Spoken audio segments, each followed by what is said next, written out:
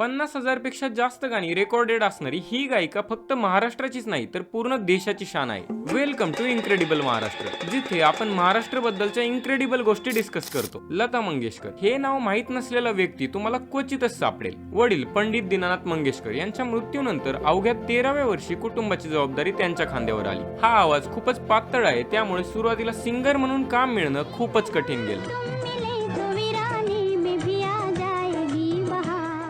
आणि एकदा जी त्यांनी उंच झेप घेतली त्यानंतर त्यांनी मागे वळून पाहिलंच नाही। बॉलिवूडमध्ये त्या काळी मेल सिंगर म्हणून एकाचडे एक दिग्गज गायक होते, पण फिमेल व्हॉइस मध्ये लता मंगेशकर यांना तोड नव्हती।